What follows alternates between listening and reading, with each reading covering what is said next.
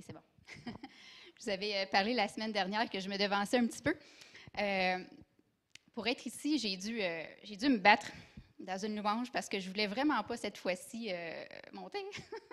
J'avais un petit peu de gêne sur le témoignage que je voulais vous apporter. Donc, j'en ai ajouté un petit peu pour que ça passe mieux.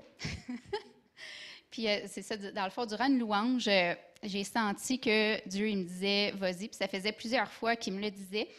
Il y a quelqu'un qui a besoin d'entendre ce que j'ai à dire, puis ça peut être plus, tant mieux. Puis, je me débattais, je disais « Non, je veux pas », puis j'ai senti la paix. Dieu me remplit de sa paix, puis j'ai fait « OK, c'est bon, j'y vais ». La guérison, ça a été la première expérience, si je peux dire, que j'ai eue avec Dieu. C'est vraiment les premières choses que j'ai apprises.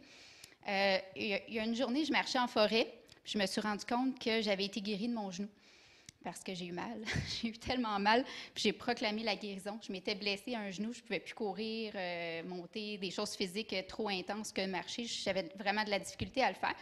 Je l'ai proclamé, ça a été terminé. Donc, je peux courir maintenant, je peux bouger. Il est guéri. Ça fait déjà, ça va faire 2 ans. Puis il y a eu d'autres petites choses aussi que j'ai jamais eu à prier, puis que c'est parti, comme ça. J'avais une grosse douleur ici au diaphragme. Ça revenait tout le temps avec mes problèmes de dos. La chiro a joué avec ça, puis ça faisait mal, vraiment. Puis je me suis rendu compte que c'était plus là. Ouais, amen. Donc, je passe au gros. Il y a beaucoup de femmes, dans le fond, qui sont prises avec des problèmes féminins. Je ne vais pas le mentionner, là. Puis ça faisait des années que j'avais des problèmes avec des parties. C'est des infections. Donc, ces infections-là revenaient sans cesse. Je prenais des médicaments, des antibiotiques, ça revenait à tous les 3 mois, 2 mois, 1 mois, peu importe. Ça arrivait comme ça, puis je ne l'ai jamais cherché ça. Là. C'est le corps, en fait, qui produit ce genre de problème. Donc, il y a une fois, j'ai eu une infection, j'ai été guérie. Je pense que j'en ai eu 2. Puis la 3e, j'ai dit « ça suffit ». J'ai dit « ça suffit » parce que dans la parole, tu me dis que je suis guérie. Je me suis fait une feuille de guérison. Là. J'ai sorti là, une multitude de versets. Puis il y en a qui m'accrochaient plus. Puis j'ai commencé à les déclarer. Puis j'ai eu cette fois-là une infection. Là. C'était terrible. Là. J'ai tous les symptômes. Puis au 7e jour, j'étais rendue, là, c'est là que l'infection se propage puis qu'elle monte. J'étais quand même assez... j'avais un bon bedon, mettons. Puis il y a une voisine c'est une nouvelle voisine qui m'avait donné des capsules qu'elle faisait à la maison. J'ai accepté, mais j'étais convaincue que je ne les prendrais pas. J'ai dit, au pire, je vais aller lui témoigner. C'est ce que j'ai fait. Je les ai mis chez moi, puis j'ai été lui reporter. J'ai dit, j'en ai pas eu besoin parce que Dieu m'a guérie.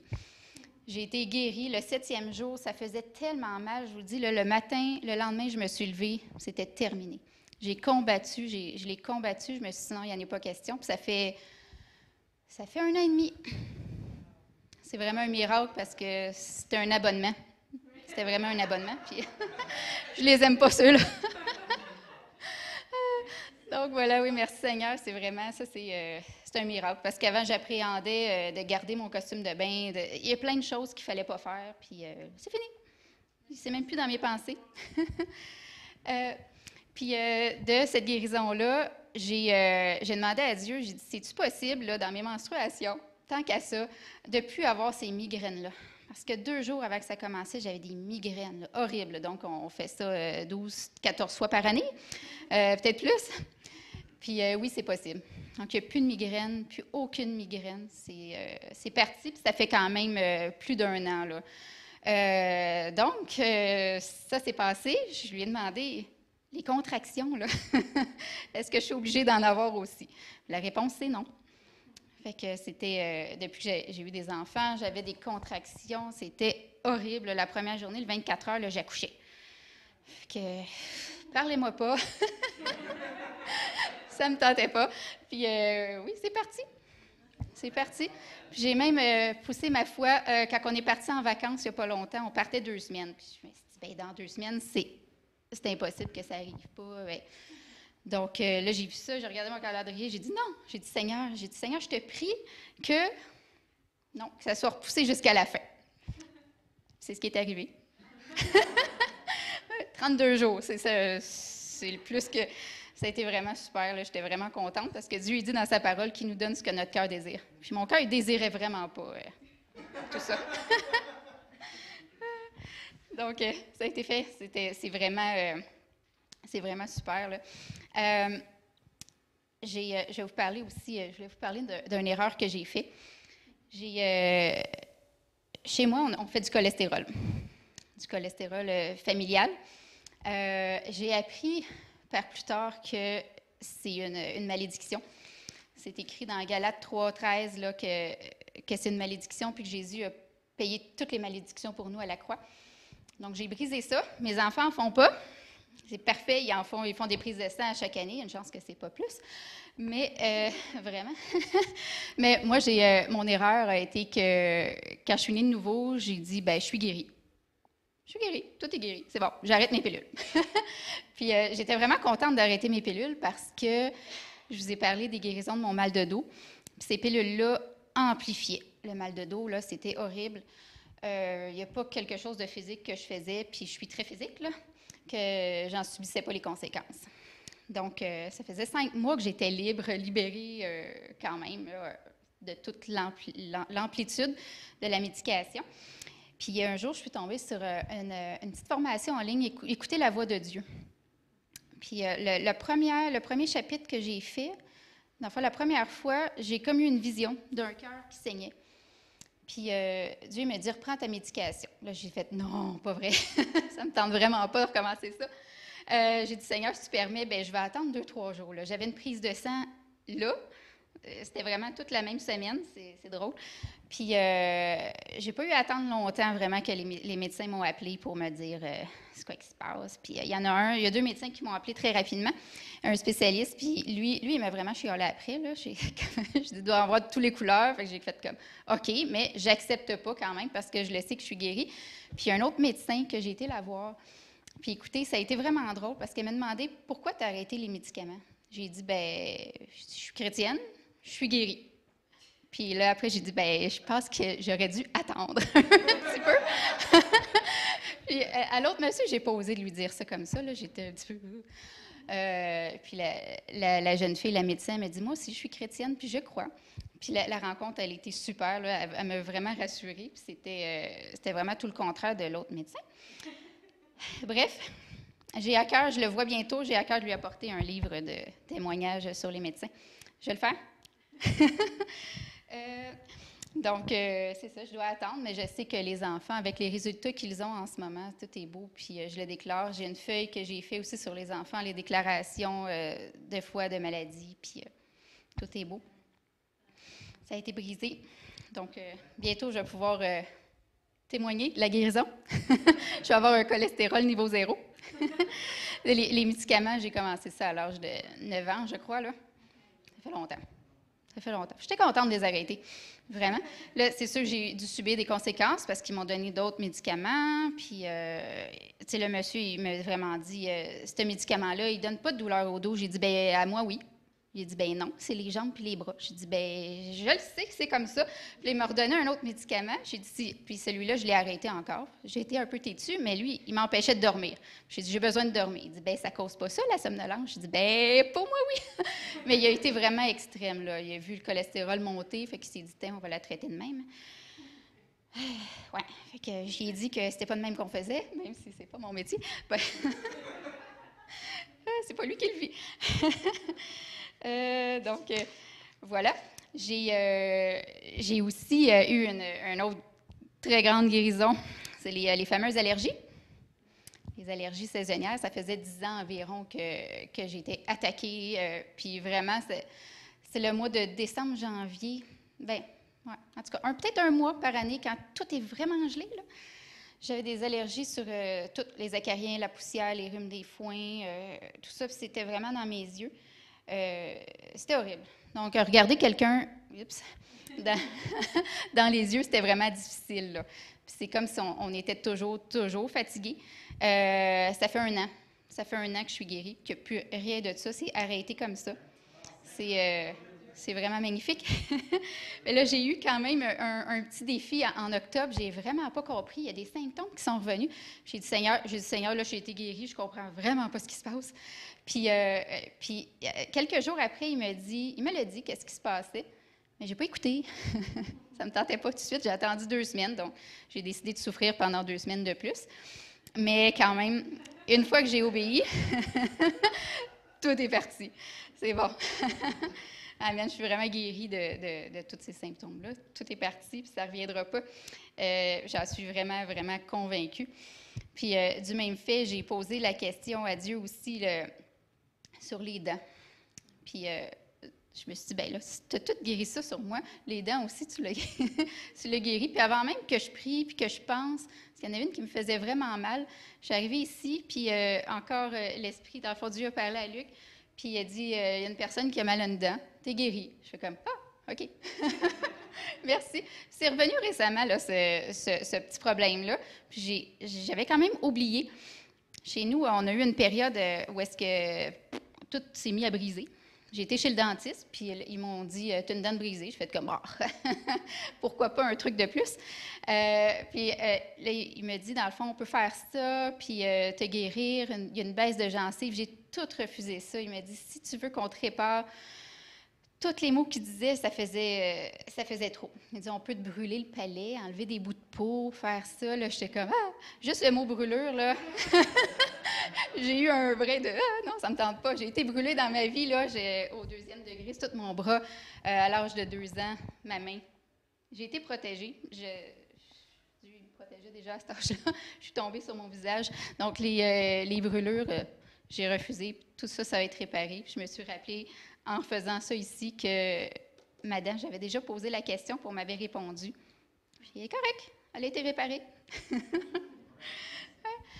Et pour finir, dans le fond, il y a une fois, Dieu il m'a montré, il m'a dit « Accroche-toi à la journée de ce que je t'ai dit cette journée-là. » Là, j'étais comme « Bon, qu'est-ce que… » J'ai été revoir, je prends des notes quand il y a quelque chose.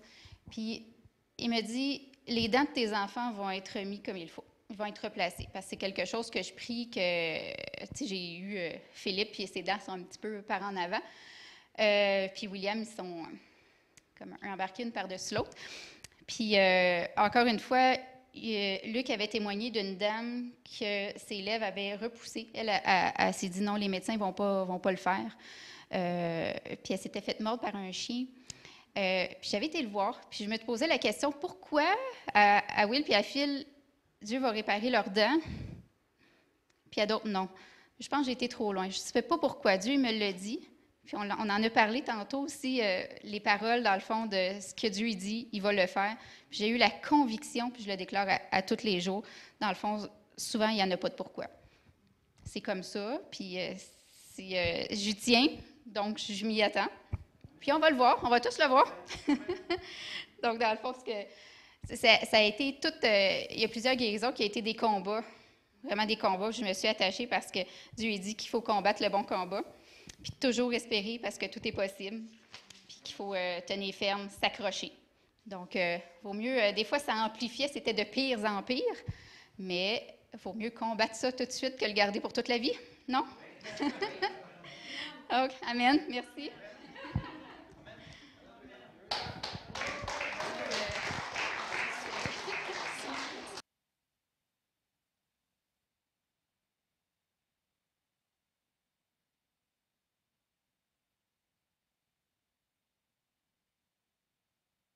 Il agit encore aujourd'hui. Amen.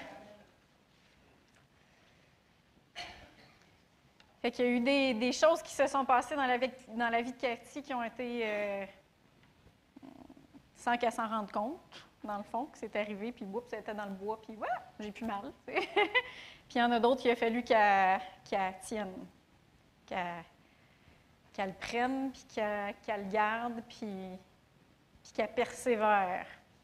Ça tombe bien parce qu'aujourd'hui, on parle de la patience. Fait qu'on va pencher nos têtes, on va prier.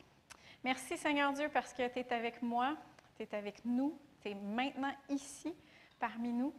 Je te demande de parler à travers moi, que je dise juste qu'est-ce que tu veux que je dise, pas plus, pas moins. Et que cette parole-là puisse susciter de la foi, de l'espoir, de la persévérance, qu'elle puisse nourrir, Seigneur Dieu, nos esprits. Dans le nom de Jésus, amen. Amen. Fait qu'on va tout de suite tourner à Galates 5, pour ceux qui sont qui sont ici depuis les derniers mois. Vous savez que j'ai commencé une série sur le fruit de l'esprit. On est rendu à la partie 4. Et aujourd'hui, on regarde la patience. Fait que dans Galates 5, ça dit, au verset 22 et 23, « Mais le fruit de l'esprit est amour, joie, paix, patience, bonté, bienveillance, fidélité, douceur, maîtrise de soi.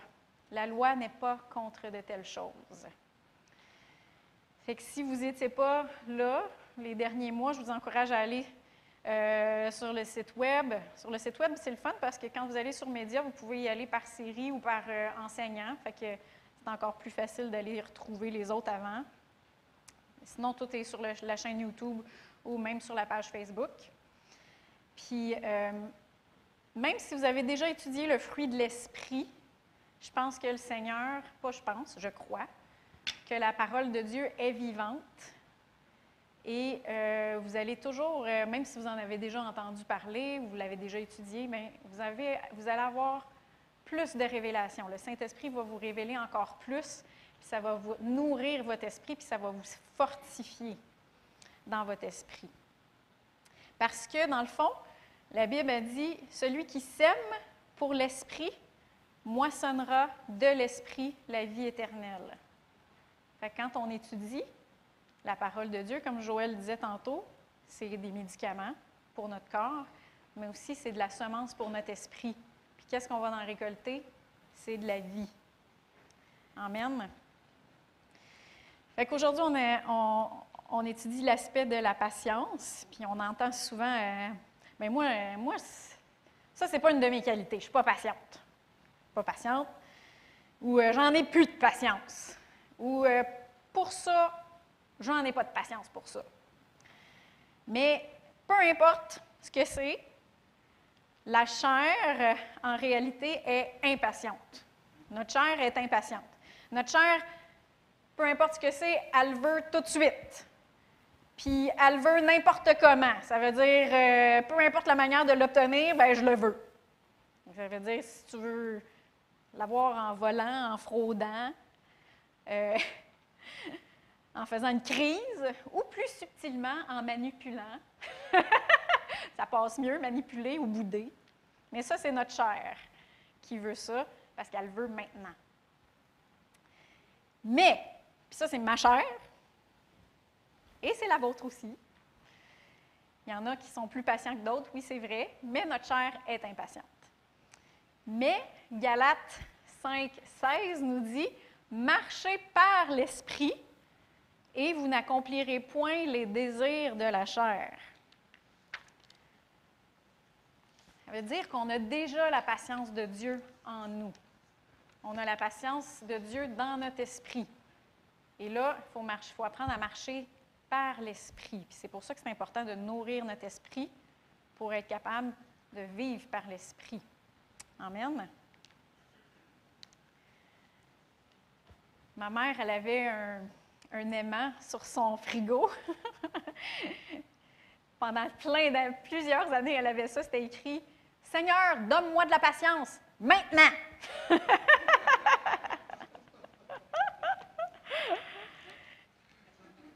C'est typique, hein?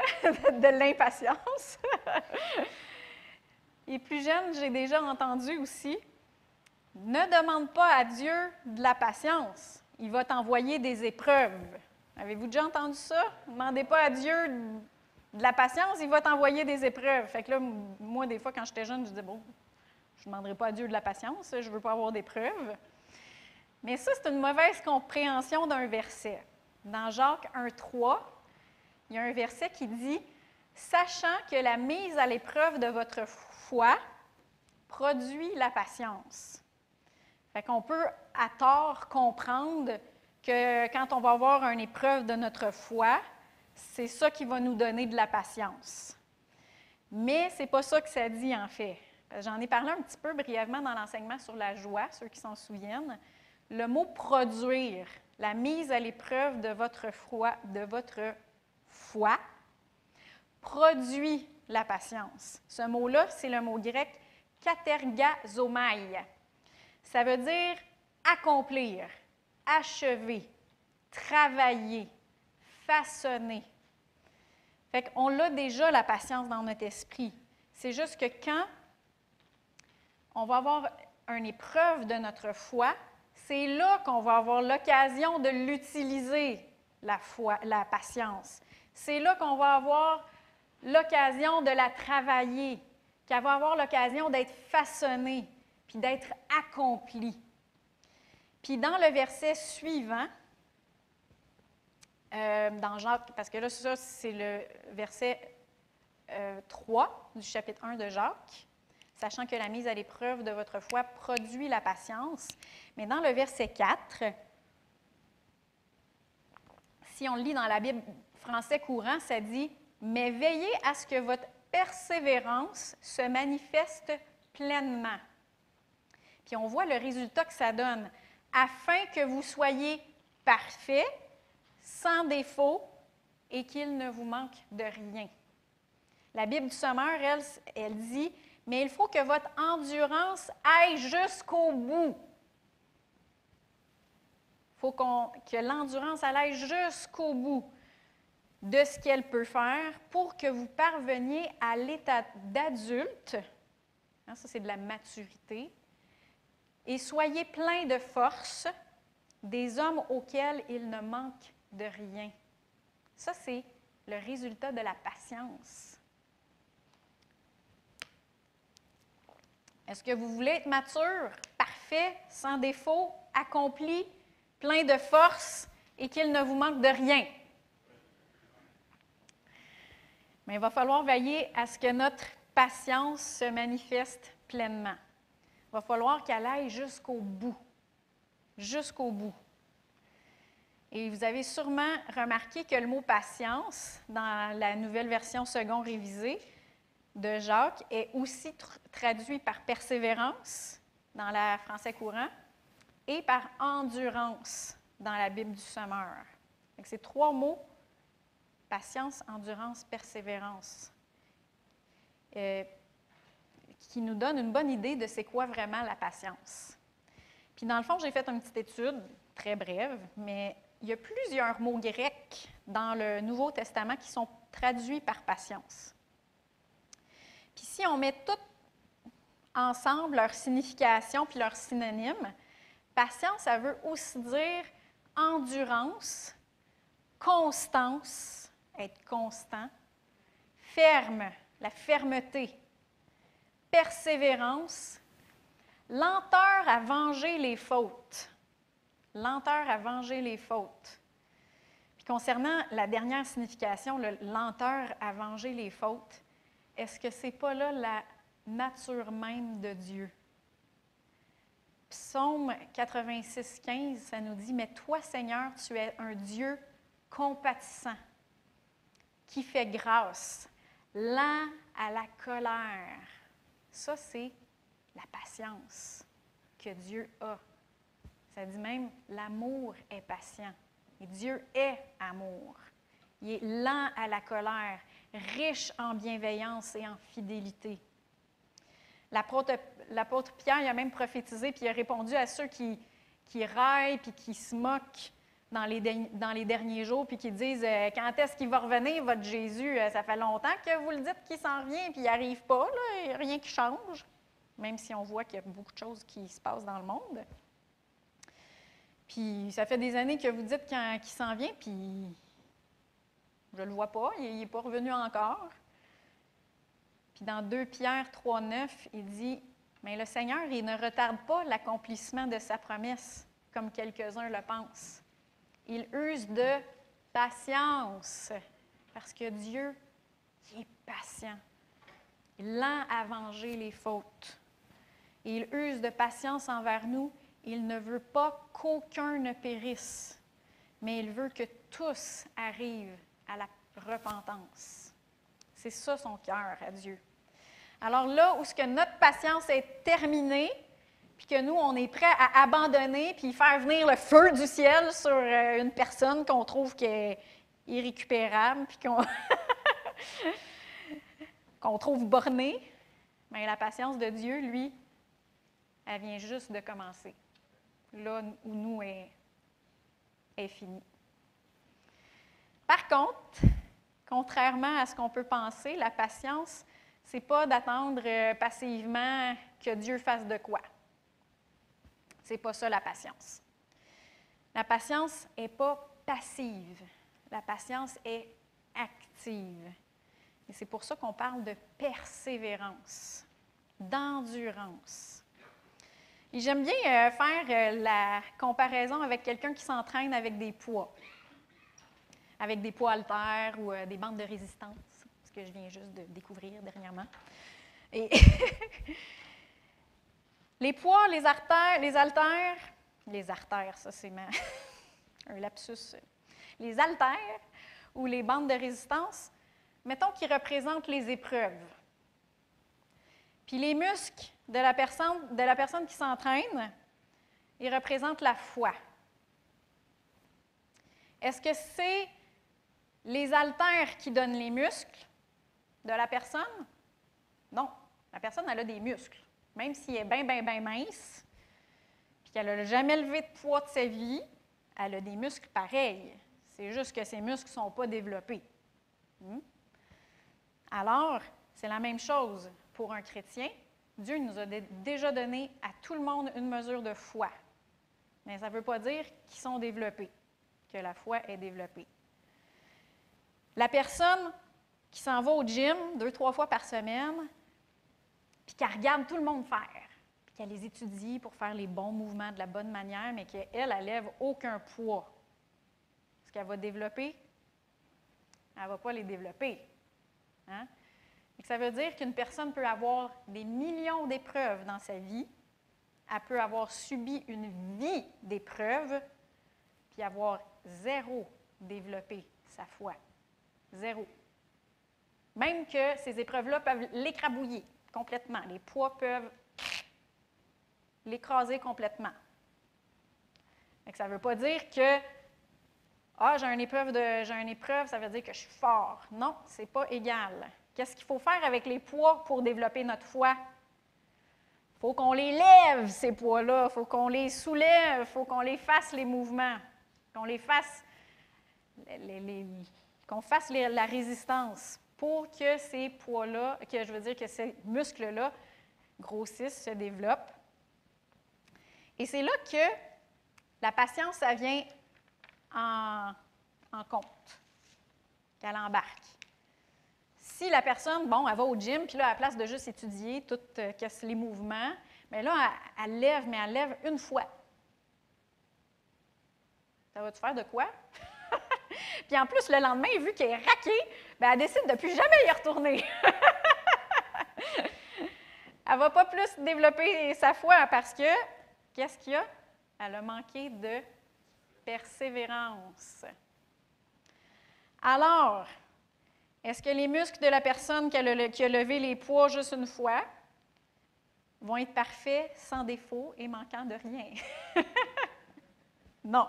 Il faut que la personne lève les poids puis qu'elle persévère à les lever. Puis si elle fait ça, bien, il y a un moment qui va arriver où les poids sont donc bien faciles, ils sont bien trop faciles. On va les mettre de côté, puis là, elle va prendre des poids un peu plus pesants parce que ses muscles se sont développés.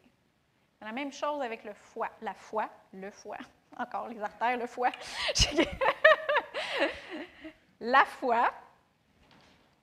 Alors, c'est la même chose avec la foi. La foi et la patience travaillent ensemble. Et on le voit dans Hébreux 6, 11 et 12, dans la version seconde 21, ça dit « Et nous désirons que chacun de vous fasse preuve du même zèle pour conserver jusqu'à la fin une pleine espérance.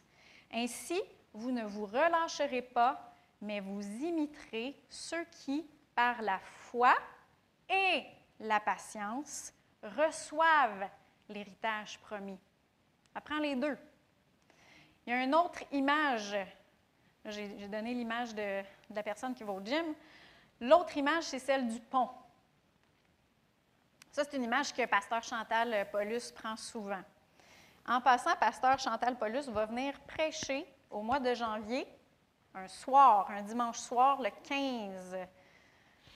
15 janvier au soir.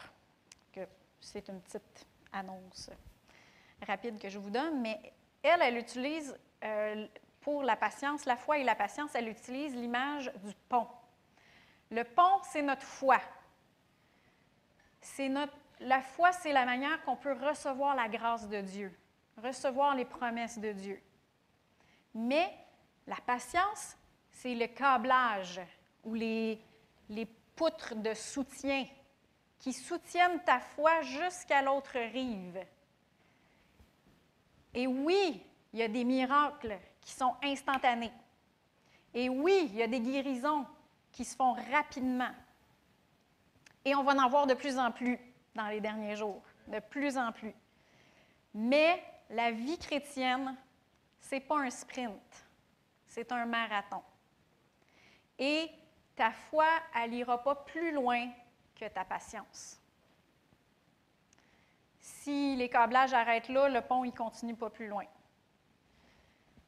Fait que pour soutenir la foi, ça prend la patience. Amen. Et ce matin, j'aimerais ça qu'on étudie le cas souvent mal compris d'un homme à la patience légendaire. J'aurais pu prendre Abraham, mais ce n'est pas Abraham que j'ai pris. Abraham, quand il a eu la promesse d'avoir une descendance, ça lui a pris 20 ans avant qu'il reçoive son fils promis, Isaac, le fils de la promesse. Fait que lui, c'est un homme de foi, mais c'est aussi un homme de persévérance. Mais aujourd'hui, j'avais à cœur de vous parler de Job. Donc, le titre du message aujourd'hui, c'est « La patience de Job ». On va tourner à Jacques 5, commencer au verset 10 jusqu'à 11. Dans la seconde 21. « Mes frères et sœurs, prenez pour modèle de patience dans la souffrance les prophètes qui ont parlé au nom du Seigneur. Nous disons heureux, ça peut aussi être traduit béni, ceux qui persévèrent. Hein? Heureux. C'est un autre concept de bonheur. Hein? Ça veut dire que le bonheur est lié à la persévérance. Vous avez entendu parler de la persévérance de Job et vous avez vu la fin que le Seigneur lui a accordée, car le Seigneur est plein de tendresse et de compassion. Alors souvent, le monde, ils vont axer sur « pauvre comme Job »,« pauvre comme Job », ou toutes les souffrances que Job a subies. Mais Jacques, lui, il attire l'attention sur, la persévérance de Job dans la souffrance, et 2, sur la fin que Dieu lui a accordée selon sa tendresse et selon sa compassion. Fait qu'on va tourner dans le livre de Job, puis on va étudier la patience de Job. Juste pour vous donner un petit peu le contexte, le livre de Job, dans l'Ancien Testament, il est placé juste avant les psaumes. Mais en réalité, c'est le plus vieux livre de votre Bible. Job, selon, j'ai pris les études de l'érudit biblique Finis Jennings Dake, Job, il serait le petit-fils de Jacob, le fils d'Issachar. Puis Job, lui, il n'a pas été s'installer en Égypte. Quand Jacob il a été en Égypte avec Joseph, puis tout ça, puis que là, tu sais, tout le peuple d'Israël, ils ont grandi, en tout cas, la population s'est accrue beaucoup en Égypte. Lui, Job, il n'était pas en Égypte. Il était dans le sud d'Édom, à Outs. Puis selon les estimations, Job, il aurait eu à peu près 70 ans quand ce qu'on va lire lui est arrivé. Puis après ça, il a vécu 140 autres années. Puis ces événements-là, ils se produisent environ 1845 ans avant Jésus-Christ. Donc, ce livre-là, puis ces événements-là, se produisent même avant tous les écrits de Moïse. Donc, Job avait à peu près un peu la même révélation qu'Abraham, Isaac. C'était une révélation de bouche à oreille. Il est très probable, parce qu'il a été contemporain de Moïse, puis il est très probable que dans les derniers 140 ans de sa vie, Moïse aurait passé du temps avec lui pendant ces 40 années à servir Jéthro dans le désert. Il y en a qui se souviennent, Moïse s'est sauvé d'Égypte, il est allé dans le désert pendant 40 ans. C'est là qu'il a rencontré sa femme Séphora, puis son beau-père, c'était Jéthro. Il a passé 40 ans dans le désert de Madian. Et c'est là que, probablement, qu'il aurait rencontré Job, puis qu'il y aurait eu l'histoire de Job. Puis là, je vous dis tout ça. Pourquoi je vous dis tout ça? Moi, l'histoire, ça m'intéresse, là, mais c'est que Job, il n'était pas au courant. Quand que tous ces malheurs-là se sont passés, il n'était pas au courant de ce qui se passait dans le spirituel. Il n'avait aucune idée de ce qui se passait dans le spirituel. C'est plus tard que Dieu lui a révélé à Job ou à l'auteur du livre de Job ce qui est arrivé dans le spirituel. C'est pour ça que je vous raconte ça. Donc, on commence au verset 1 de Job 1. Il y avait dans le pays d'Outs un homme dont le nom était Job. Cet homme était intègre et droit. Il craignait Dieu et s'écartait du mal. Il lui naquit 7 fils, 3 filles.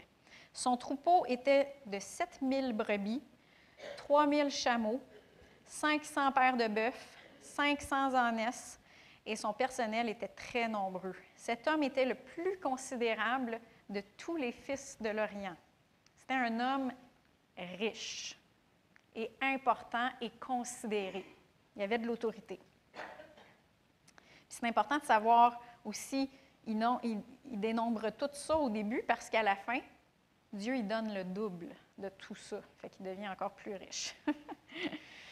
Fait que dans le chapitre 4, ses fils allaient dans la maison de chacun d'eux, tour à tour, pour donner un festin.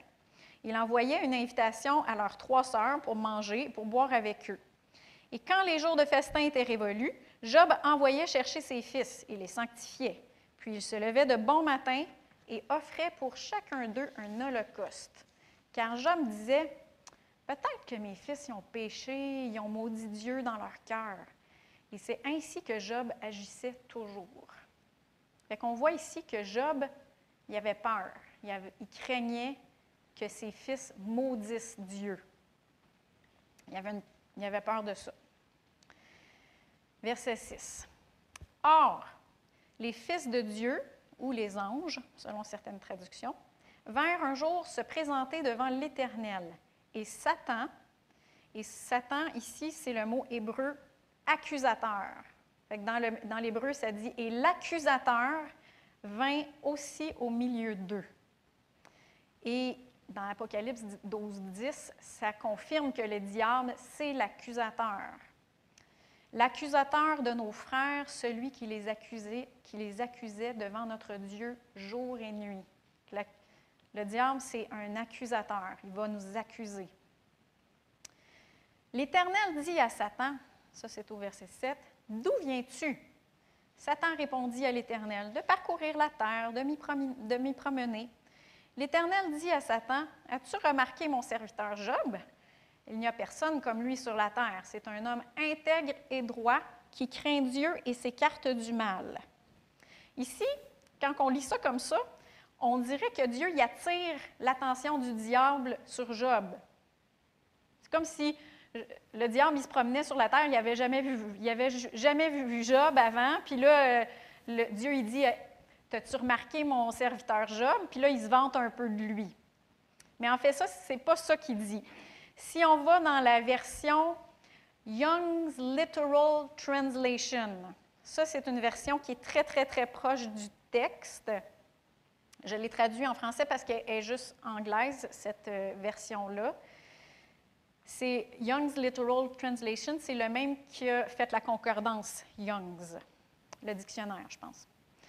Alors, dans le verset 8, ça dit « Et Jéhovah dit à l'adversaire, as-tu opposé ton cœur à mon serviteur Job parce qu'il n'y a personne comme lui dans le pays, un homme parfait et droit, craignant Dieu et se détournant du mal? » Fait que dans le fond, Dieu, il avait déjà vu, il voyait Satan venir déjà d'avance, là.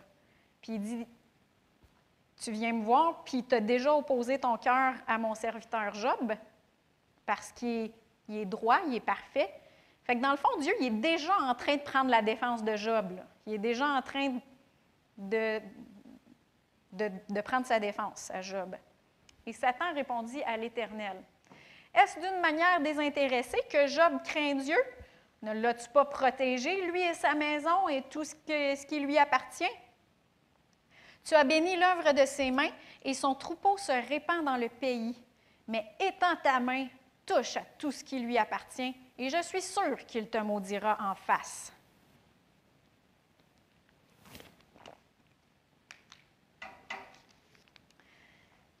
De quoi est-ce que le diable est en quête? Il veut pousser Job à maudire Dieu en face. Exactement ce que Job craignait que ses fils y fassent. Exactement la même chose. Et là, il accuse Job devant Dieu de le suivre puis de le craindre juste parce que Dieu le bénit. Dans le fond, il te suit, là, mais il te suit parce que tu lui fais du bien puis que tu le protèges puis que tu le bénis.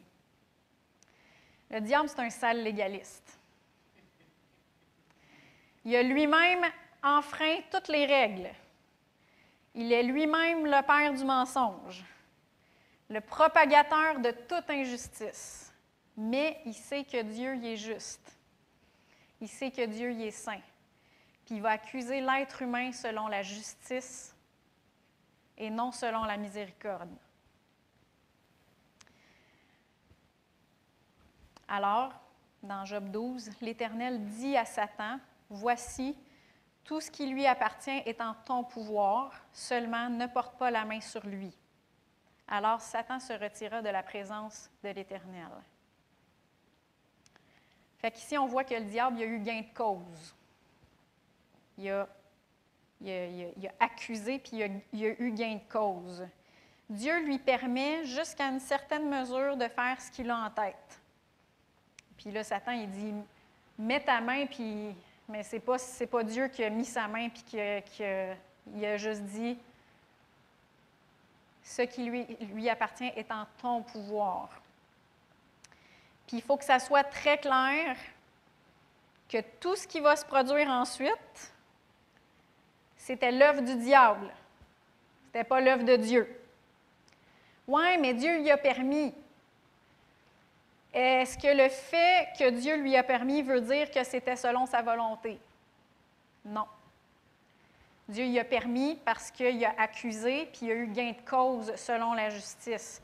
Mais ce n'était pas la volonté de Dieu. Puis on le voit même, ce principe-là, dans Lamentation 3, je vais juste vous montrer ce verset-là, dans le verset 32 et 33, que même quand le Seigneur il passe un jugement, parce que le péché, c'est jugé, hein? Dieu l'a jugé le péché, ça ne lui plaît pas. Puis on voit ça dans Lamentation 3, 32, 33, mais lorsqu'il afflige, il a compassion selon sa grande bienveillance, car ce n'est pas volontiers qu'il humilie et qu'il afflige les fils de l'homme. Donc, c'est un principe que le péché y est jugé. Puis, il y a des fois qu'il y a eu à se retirer ou à passer un jugement parce que c'était le péché. Mais ce n'est pas volontiers. Ce n'est pas son cœur. Ce n'est pas ça qu'il veut. Est-ce que vous pensez que Dieu, il veut que les gens y aillent en enfer parce qu'ils ont refusé? Non. On vient de le voir au début. Il ne veut pas qu'aucun périsse, mais que tous parviennent à la repentance. Donc, même s'il l'a permis ici, ce n'était pas selon sa volonté. Donc, c'est vraiment l'œuvre du diable. Puis, c'est intéressant pour moi de voir que, peu importe le livre de l'Ancien Testament, ça pointe tout le temps vers Jésus. Ça pointe toujours vers notre besoin qu'on a d'avoir un Rédempteur. et un avocat et un médiateur.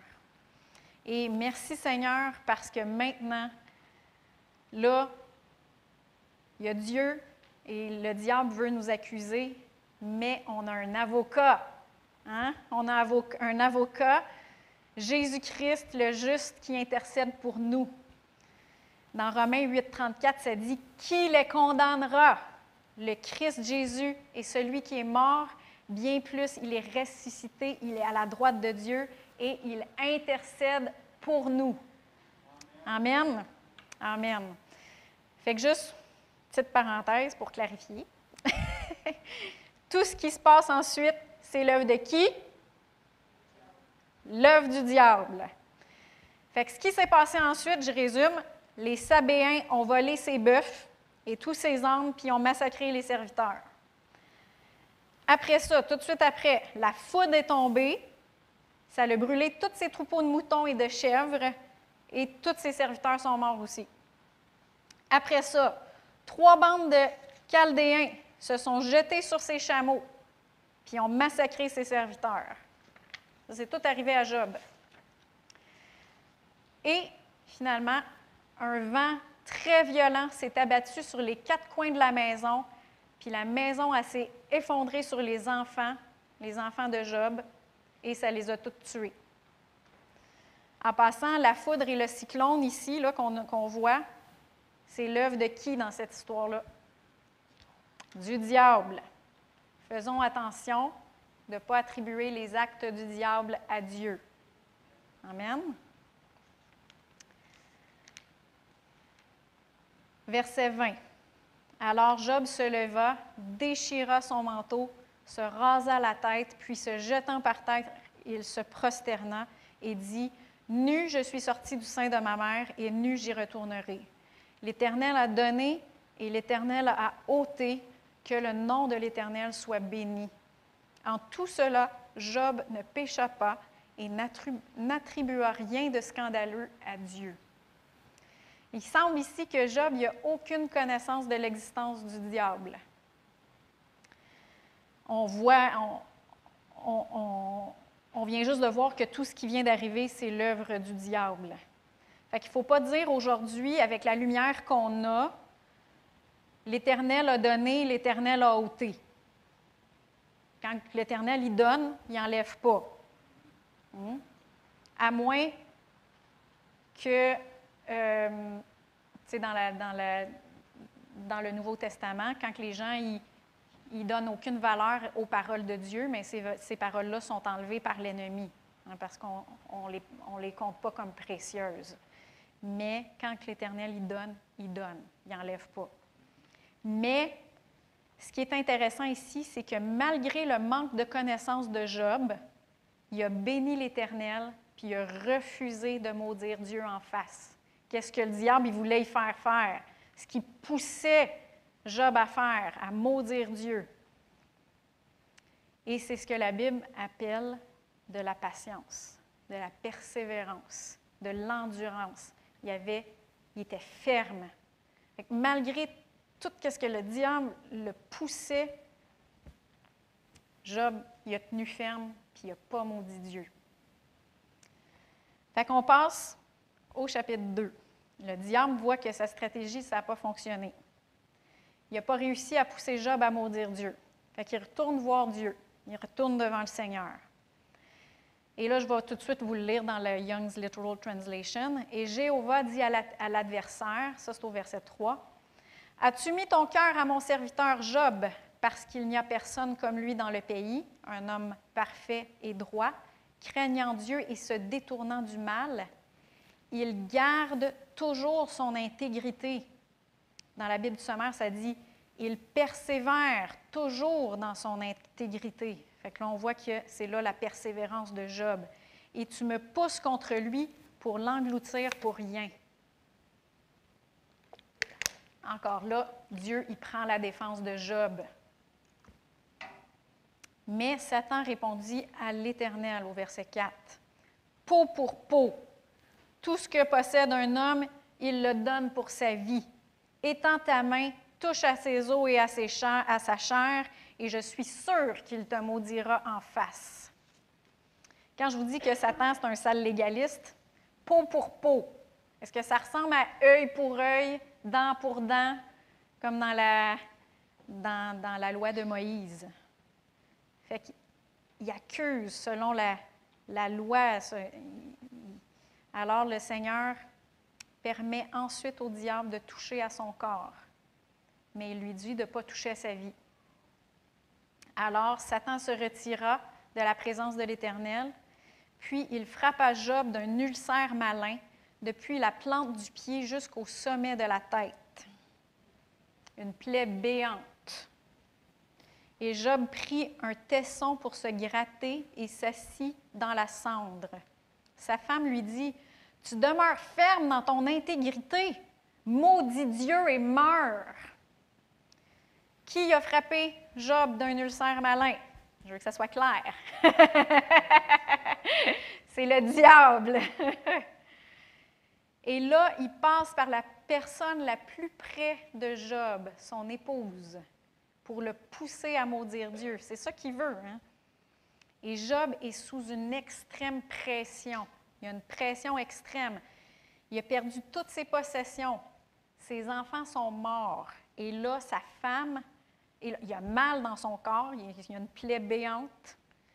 Et là, sa femme a dit, « Maudit Dieu, puis meurt. » C'est vraiment une condition extrême. Et Job 2, au verset 10, il dit, « Mais il lui répondit, « Tu parles comme une femme insensée. Quoi? Nous recevrions de Dieu le bien et nous ne recevrions pas aussi le mal? » En tout cela, Job ne pécha point par ses lèvres. Fait que malgré le fait que Job pensait que c'était Dieu qui lui faisait du mal, Job il pensait que c'était Dieu qui lui faisait du mal, ce qui n'était pas le cas. C'est très clair, hein? Là? C'était pas Dieu qui lui faisait du mal. Malgré qu'il croyait que c'était Dieu qui lui faisait du mal, il a refusé de le maudire. Et c'est pour cette persévérance-là, c'est pour cette fermeté dans des conditions d'extrême pression qui se retrouve mentionné dans le Nouveau Testament dans Jacques. Puis on va bientôt voir la fin que Dieu lui a réservée. Mais par contre, dans le chapitre 3, Job pose la grande question « Pourquoi? » Il pose la grande question « Pourquoi? » Et pendant les 40 chapitres suivants, les amis de Job, vous vous souvenez des amis de Job, les 3 amis de Job, ils ont essayé de répondre à cette question-là avec Job. Et c'est un petit indice que quand on a un ami qui souffre, qui est sous de l'oppression, des épreuves, ce n'est pas le temps d'y parler de notre théologie, puis d'y exposer notre théologie. Amen? Amen. Et là, pendant 40 chapitres, on voit qu'il essaie de répondre à la question « Pourquoi? Pourquoi ça m'arrive? Pourquoi ça m'arrive? » Et Job, il fait quelque chose qu'à la fin du livre, il a fallu qu'il se repente. Et la chose qu'il doit se repentir, c'est qu'il accuse Dieu d'être injuste envers lui. Il dit, « Je ne mérite pas ça. » Parce que lui, dans sa conscience, est pure. Sa conscience est pure. Dans sa connaissance qu'il a, il est pur. Il ne voit pas ce qu'il a fait de mal. Et là, il dit, « Bien, si moi, je n'ai rien fait de mal, bien d'abord, c'est Dieu qui n'est pas juste. » Job, il ne voit pas que c'est le diable qui l'afflige. Est-ce que ça l'arrive qu'il y a des choses qu'on ne comprend pas puis qu'on ne voit pas, nous autres? Ça l'arrive-tu? Qu'on ne comprend pas tout dans certaines situations? Puis ce qui est surprenant, c'est que même quand Dieu y intervient dans les chapitres 38 à 41, là, Dieu y arrive sur la scène, puis il y a un gros tourbillon, puis il commence à répondre à Job, mais dans tous ces chapitres-là, Dieu répond jamais à la question « Pourquoi? » Même si pendant 40 chapitres, les 3 amis ont essayé de répondre à « Pourquoi ça t'arrive? Pourquoi ça t'arrive? C'est parce que tu as fait quelque chose de pas correct, etc. » Mais Dieu lui-même, il ne répond pas à cette question-là. Il dit plutôt, il demande à Job plein d'autres questions que Job n'est pas capable de répondre. Puis il fait réaliser, bien, il y a des affaires que tu ne comprends pas, Job. Puis tu n'as pas d'affaire à me dire que je suis injuste. Hein? Et dans Job 42, verset 3, Job, ça c'est à la fin du livre de Job, Job, il réalise qu'il a parlé puis il a accusé Dieu sans comprendre de quoi il parlait. Et là, il reprend les paroles de Dieu. Il dit « Qui est celui qui assombrit mes desseins par des propos dénués de connaissance? » Job, il reprend les paroles de Dieu. Il dit « Oui, j'ai fait part sans comprendre de merveilles qui me dépassent et que je ne connaissais pas. » Fait qu'il reconnaît que j'ai parlé, j'ai accusé Dieu sans savoir, dans le fond, qu'est-ce qui se passait. Il y a des affaires que je ne vois pas puis que je ne comprends pas. Et dans le verset 6 du chapitre 42, Job, il se repent d'avoir accusé Dieu d'être injuste. Il se repent, il dit « C'est pourquoi je me condamne et je me repens sur la poussière et sur la cendre. » Et après que Job se soit repenti, puis il a fallu qu'il prie pour ses amis aussi, parce que Dieu n'était pas content après ses amis. C'est dit dans le verset 10 et 12, j'ai raccourci un petit peu, là, sinon ça aurait été trop long. « L'Éternel rétablit la situation de Job quand celui-ci eut prié pour ses amis. » On sait aussi que c'est après qu'il se soit repenti lui-même. « Et l'Éternel lui accorda le double de tout ce qu'il avait possédé. » Fait que toutes les possessions qu'on voit au début, il lui donne en double. L'Éternel bénit la dernière partie de la vie de Job plus que la première.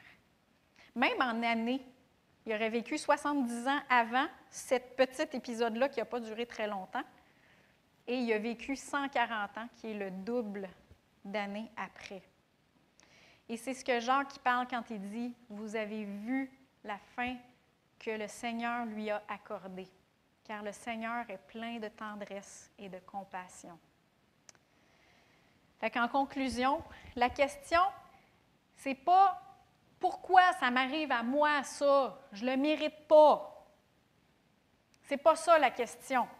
La question, c'est qu'est-ce qu'on va faire quand on ne comprend pas? Qu'est-ce que nous, on va faire?